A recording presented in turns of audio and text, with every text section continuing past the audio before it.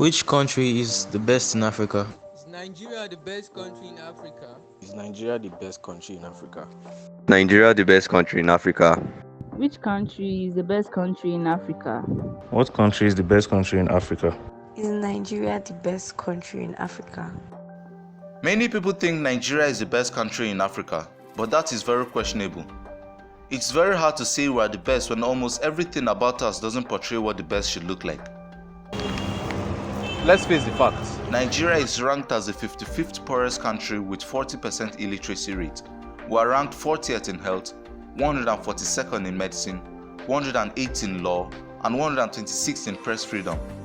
Nigeria is the third country affected most by terrorism, and our army is rated 43rd, which totally explains why Nigeria is the 14th most fragile country according to the United Nations in 2019. The funny thing is, after all these bad numbers, we still call ourselves the giants of Africa. For now, let's assume every other thing is a story for another day. And let's face the fact that Nigeria was ranked as 126th in press freedom. So is it that the government doesn't realize that we have our freedom to right of speech? Or they are not just concerned about what we say? If you look at nations with an aim to move forward, public opinion is what drives the democracy to function.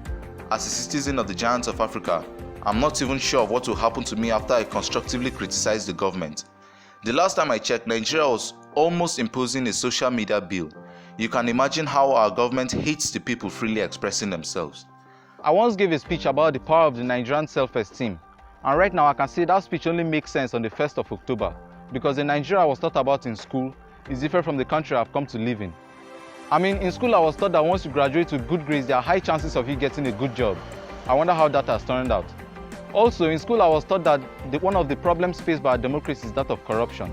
But I hate to disagree because our leaders are not corrupt, they are just wicked. How do I possibly explain to someone that innocent youths were killed while peacefully protesting against police brutality? And all the government could do was to watch as they were met by more police brutality.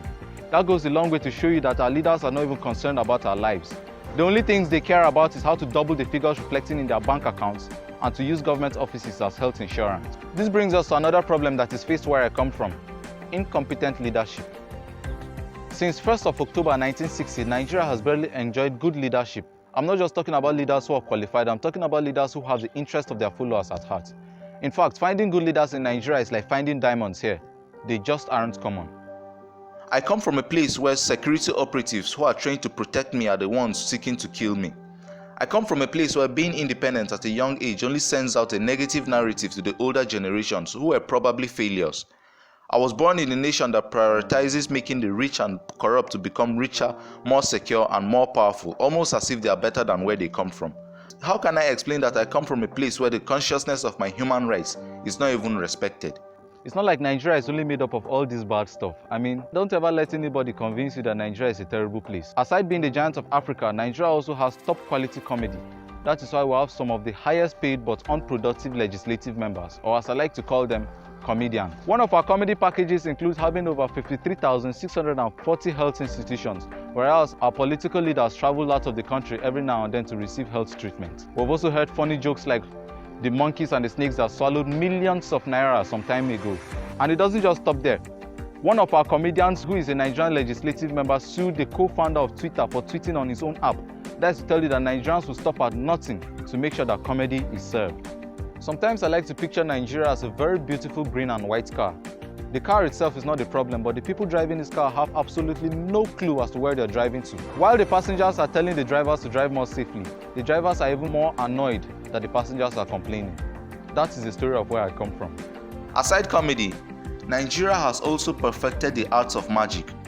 We have successfully been able to pull off prominent tricks like not having the necessary weapons required to fight terrorists, but magically having these weapons to use against peaceful protesters.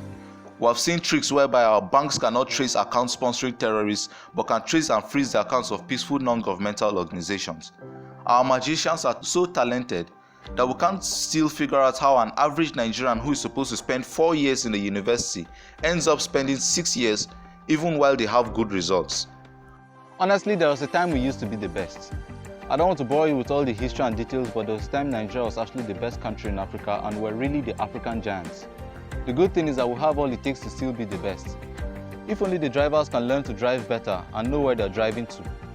if only the passengers can learn to select good drivers when it's due, and if the drivers can learn that the lives of the passengers matters before anything else, then we'll take our place as the giants of Africa and wear our crowns like champions, because that's what we are. But I have one more question for you. If all drivers should become magicians and comedians while on the driver's seat, then what happens to the car?